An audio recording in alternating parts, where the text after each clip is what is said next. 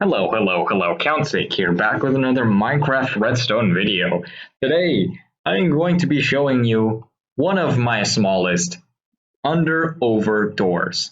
Now, you might be wondering, what is the under-over door? I've never heard of this before. Well, if you somehow have never heard of Mumbo Jumbo, then I'm very surprised, because this is actually one of his original ideas. Now, I will like to mention that this is one way, and what this means is that if I was to go under and then over the door, you end up on the other side. However, this button right here only just opens the door rather than, bringing you under the door and then back out. You only go under over one way. You don't go under over two ways. Now, another thing that I would like to mention is that there is actually a little safety feature. If you somehow manage to get yourself stuck in here, which there is a few times where that can happen, you can actually have a little failsafe by actually making the block directly under the door a half slab or a slab, stair, whatever, or just leaving this space open with a button on one of these blocks. Actually, preferably this one, because this one would power if it was on this one, it would power the door on the top. So you can actually press this. As you can see, the stuff opens up and you can get launched out. And you can't, if you don't want this feature, you can actually just place a normal block right there and not have to worry about anyone seeing that. So yeah, that's actually something nice to know. So yeah, this thing is 6 long by 5 wide by 5 tall. Doing simple math, 6 times 5, 30 times 5 is 150. Very easy math. I don't even think you need to do that you can do that in your brain. Anyway, so yeah, volume of 150 blocks. It's not the smallest, but it is rather compact. So yeah, let's actually get into doing it. Also, like I said, this is actually not my smallest. You'll have to wait for that in another video. Look, I need content. Anyway, so first off, your input is actually going to be above the door. And another thing to note, this does have to be a stone button. It cannot be wood. It has to be a stone button or any button that has the same timing as a stone button. Yeah, so sorry about that, but that's how it is. You can actually put the button there if you wanted to, but I just like to put it just above, because it just actually makes people go in like, what the heck? How does that work, if they're not actually familiar with redstone at all? And then we're just gonna place 2 blocks like so, and blocks like so. Now, every single Minecraft redstoner who does a tutorial constantly says like so, so I definitely know how to speak. Hopefully, I will not be doing that too much. All right, for the setup, what you're going to want to do is get some packed ice, because why would you ever use normal ice for this? It's going to freaking melt. It's going to use packed ice. Use packed ice for this. Just use it. Anyway, you're going to need some packed ice, slime block, and some normal pistons. Pistons. Yeah, I know how to say pistons. Anyway, so 2 blocks down, you place a packed ice, and you place another one right there. Right here, you're going to place a sticky piston with a slime block. All of these should be directly under these 3 blocks right here. And what you're going to then want to do is to place a slime block right here, then a sticky piston like so. Are redstone just cursed to say like so on tutorials? It bothers me. Anyway, yeah, this is where you just end up placing the sticky piston with the slime block pushing into this. It should push you that way. Anyway, the next thing you're going to want to do is to place a sticky piston right over here, about a block away, and make sure it's aligned with this one. Place it facing this way, and like so. You see what I mean? Never mind. Go across, make another one, just like that, mirror it. It's literally the same exact thing, just it should be pretty much in line with that slime block. Now, the next thing that we need to do is, because this is a slime block, we need to actually make sure these things go back into place, because it will get pulled down, and then we need to push this back up into its spot. And then same thing with this one, it will end up being pulled back, And also this packed ice, so we actually need 2 pistons here. It's one little disadvantage, but yeah, it's one we have to do. So we have a normal piston and a normal piston right there. This is your setup. That's your setup. So if you're wondering how this works, basically, opens up the floor, then you get pushed up, then you get pushed up, then reactivate the thing. That is the basic sequence of the under-over door. Let's actually get into the building the door. That's actually something rather important. I would say so myself, because if I didn't build the door, this would be a clickbait video. So first off, button. Button is above the door. How in the heck do we do that? With updates, of course. Who doesn't use updates?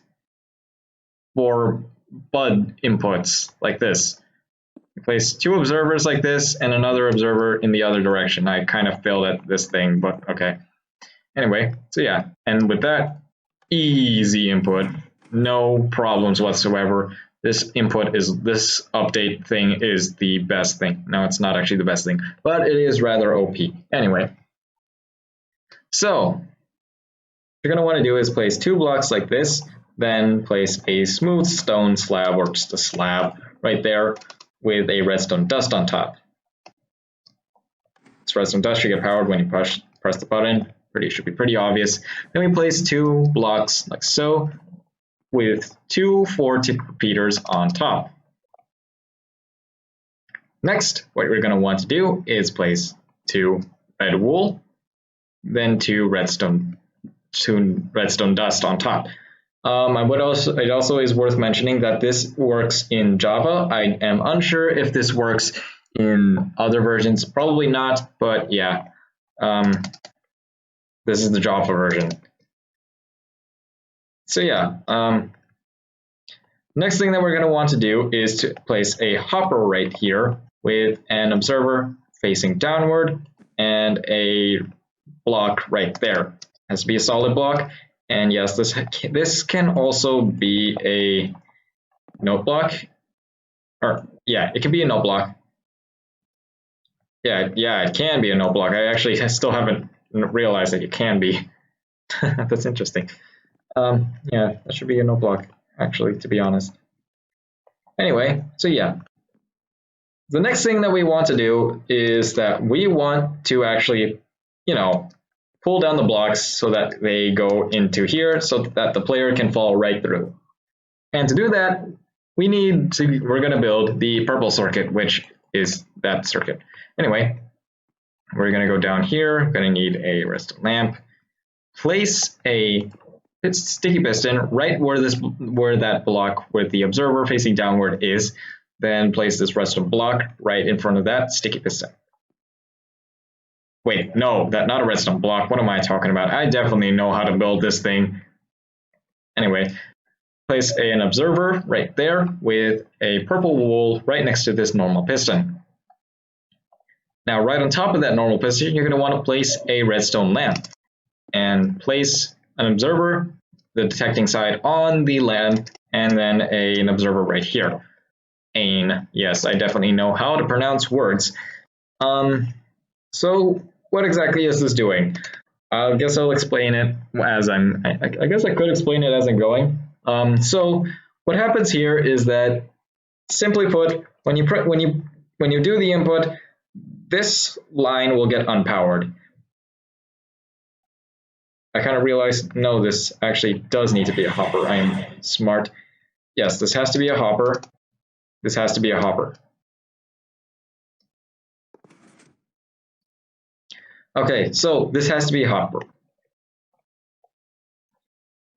What happens is that when this line unpowers, this hopper somehow gives out an update, and this observer detects that. The observer detects it and then sends a pulse.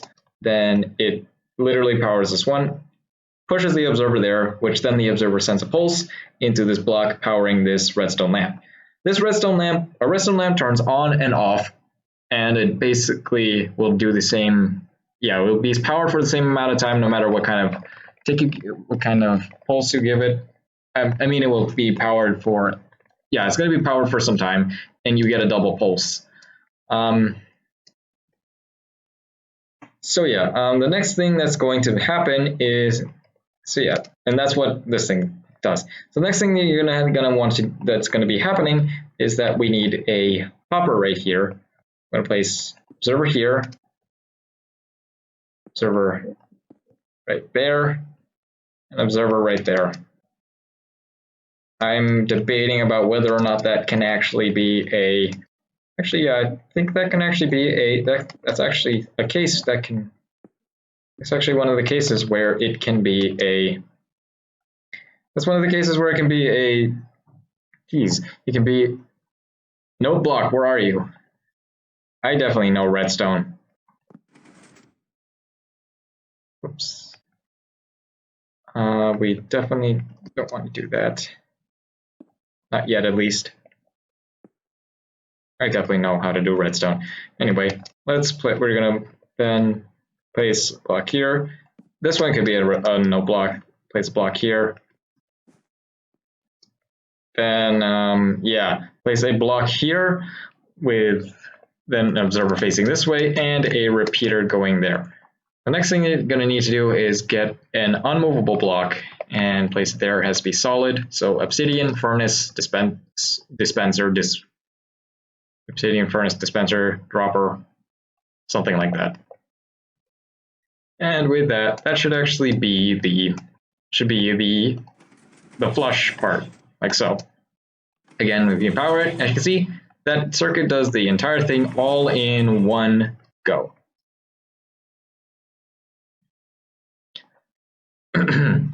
I wonder if how my voice is doing.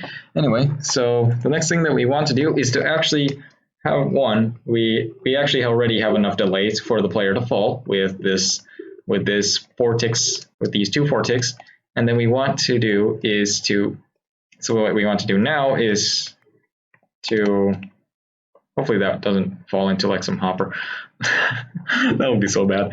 We want to actually build the green circuit, the lime circuit. The lime circuit is super simple, barely requires anything. All you need to do, place a sticky piston with an observer, then place a block right there.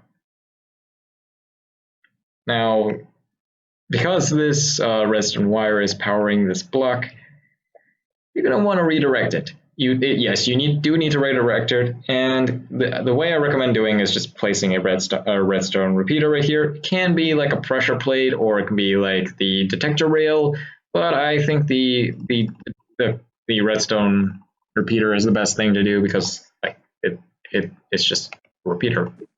Why wouldn't you do it? Anyway, so next thing you're going to want to do is place a 4-tick right there on top of a block, 4-tick repeater on top of a block. Then the next thing that we need to do is to actually push back the ice and the sticky piston. It's rather important, and all we got to do for that is to place observers all across the bottom right there. Yeah, that's literally it. If you're wondering if you doubt my existence, or you doubt my existence, what? If you doubt me that that's what happens, then guess what? I'll prove you wrong. There you go. Exactly what happens. Now, you might be wondering, so what about the other side? We now need to launch the player. And well, in order to do that, we need to do a bit of the orange circuit. Now, the orange circuit starts off right from here. You place an obsidian right here, taking an output from the observer. That's why this isn't a solid block or just a normal purple wool, because we're taking an output from the orange from this, yeah, and then we take an observer. We're going to place a wool here with a 4-tick repeater, then a sticky piston right here with an observer facing in this direction. Then we want to place a sticky piston here with an observer right here facing in this direction, right under that observer. Now, because this redstone wire is facing directly toward that sticky piston, we want to redirect it so that way it doesn't power it. And the last thing that we need to do is to place a 4-tick repeater like so. Now, let me go ahead and show you that this works by doing that. they're obviously still not yet done because, as you can see, we still actually need to, well, you guessed it, actually need to push back the item, push back the blocks, put the blocks back into place. Now, lucky for us, I mean very lucky for us, I'm just going to power it right here for a second. If you pay attention right there, that we don't actually need to worry about that thing being down because literally this thing will be fixed by itself. Because you might have noticed if we look down here, there is a block here, and this block is powered by this observer. So we actually don't need to worry about that sticky piston not being in place. There's enough delay between when this lamp and this between this all the stuff that it can actually go up before they push. So yeah, that's actually a pretty cool thing. So yeah, we don't need to worry about that one.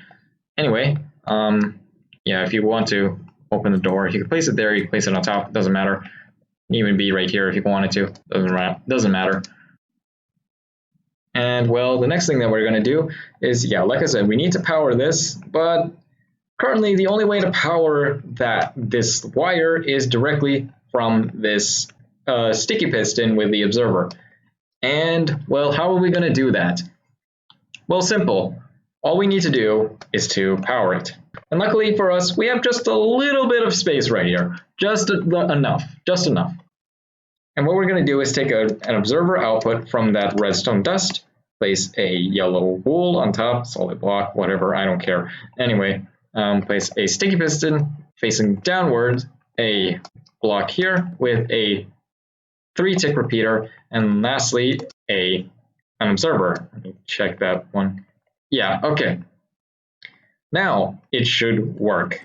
So we're going to go under, we're going to go over, and yeah, like that. As you can see, 100% works. Now, if you're wondering, how are we going to place the unmovable blocks and the normal blocks? So the unmovable blocks are literally just going to be right here and right here. This is because the slime block goes here and the slime block also goes to this one. So there are no other places where the slime block would go, so that's literally it. And for the normal blocks, you're going to place blocks like all the way around here. This also needs to be, oh, sorry about that. This also needs to be an obsidian or unmovable block because slime block directly above it.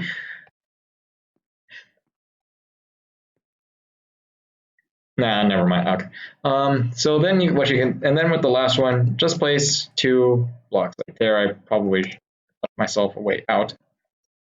Yeah. And as you can see, the button can bring it to the other side, and you can actually fill up your ground. It's flush with the ground, and it's basically seamless. Now it's not like fully seamless, but it's definitely like seamless to some degree. Yeah, it's seamless because you don't see any of the redstone before and after the door is closed. So what about the failsafe?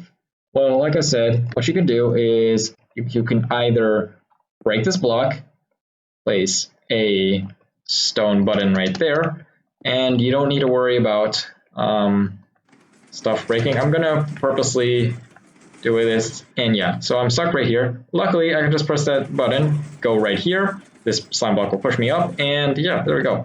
You don't need to worry about that being a slab. If you just want to break this block, you can do that. I just think it's a little ugly. I went through a little bit of effort just to make it look nicer. And just to also hammer it home, you can also place a normal block there and a normal block here if you want to actually really make it more enclosed. And yeah, if you don't want to do it like that, you can actually place you can get a slab that's, where's the smooth? I want smooth. Where's the smooth? Smooth. There it is. Smooth. Place a smooth, place it, yes. Place a slab there, and then you can place a button right there. It's actually a little easier to press. And then yeah, there we go. If you're not satisfied with those 2 ways, then I'm sorry, I don't really have anything else for you. That's all that I can think of, and that's all I can do. At least because it takes up quite a lot of the space here, and there's nothing else you can do. So yeah, I do have another under over door tutorial to go, or another under over door to do. It's my smallest. I am not sure if it is the smallest seamless one at least. I'm not sure if that's the smallest seamless, but if it is, I will be doing I will be doing a tutorial on it. I might just claim it is the smallest because I had never seen anyone else make an under over door that is smaller than mine that is also seamless. And yeah. So yeah, that's really about it for now. So thanks for watching and hope you've enjoyed.